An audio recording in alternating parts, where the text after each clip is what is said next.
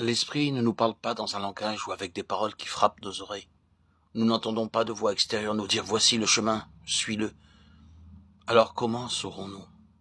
Ce sera parce que l'apôtre appelle la loi de l'Esprit de vie en Jésus-Christ. En lui était la vie, et la vie était la lumière. Comment saurons-nous? Par quels moyens serons-nous éclairés dans cette question sur la différence qu'il y a entre nos voix, nos pensées, nos sentiments et ceux du Seigneur? Comment aurons-nous la lumière? La vie était la lumière. Qui me suit ne marchera pas dans les ténèbres, mais il aura la lumière de la vie. Jean 8, 12. La loi de l'Esprit de vie en Jésus-Christ m'a affranchi de la loi du péché et de la mort. Alors l'instrument de l'Esprit, si je peux l'appeler ainsi, pour notre éducation, c'est la vie en Christ. C'est dire que nous connaissons quelle est la pensée de l'Esprit dans nos questions, en sentant, en éprouvant, en discernant la vie divine, la vie de l'Esprit. Ou bien d'autre part, si nous sommes vivants au Seigneur, nous saurons que l'Esprit n'est pas en accord avec telle ou telle de nos pensées par un sentiment de mort dans cette direction-là. Or, c'est la chose que personne ne peut nous enseigner par des paroles, en nous donnant une leçon, mais c'est une chose que nous pouvons apprendre. Nous la connaissons par nos réactions, souvent par de violentes réactions. Nous avons suivi une certaine voie, nous avons ensuite une mauvaise réaction. Nous nous efforçons de réaliser une certaine chose dans une certaine direction, et nous savons si seulement nous voulons nous arrêter un instant pour la considérer. Nous savons que c'est nous, oui, nous-mêmes, qui essayons de faire cela.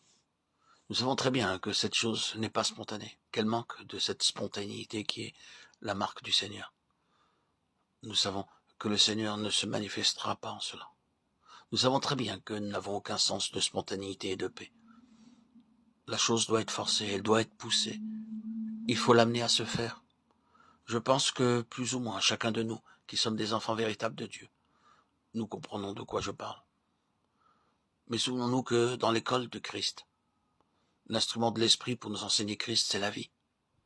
La marque d'un homme ou d'une femme gouverné par l'Esprit ou un de l'Esprit, c'est qu'ils marchent dans la vie et qu'ils apportent la vie et que tout ce qui vient d'eux signifie vie.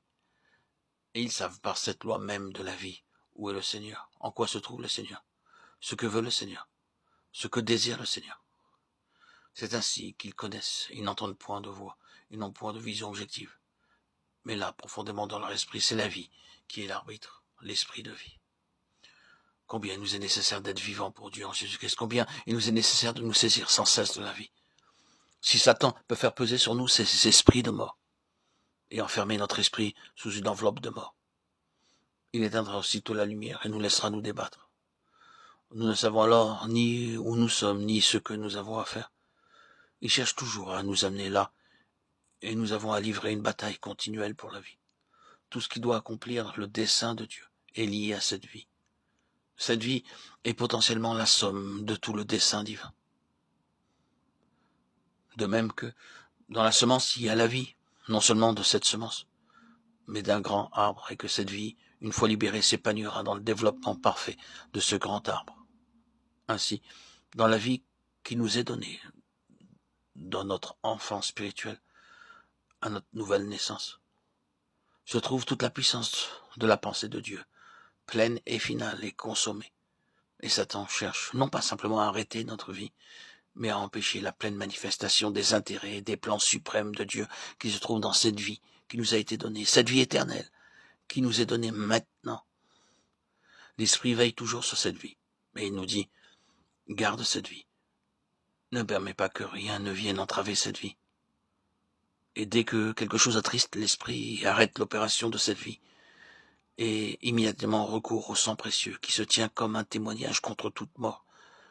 Ce précieux sang de Jésus, la vie incorruptible, le témoignage dans les cieux à la victoire sur le péché et la mort, par lequel tu peux être délivré de cette main hostile de Satan. Ce précieux sang est la base sur laquelle nous devons nous tenir pour mettre en règle tout ce qui attriste l'esprit et qui entrave l'opération de la vie, par laquelle nous en arrivons à connaître et à connaître de cette manière vivante Christ, dans une plénitude toujours grandissante. Que le Seigneur nous aide.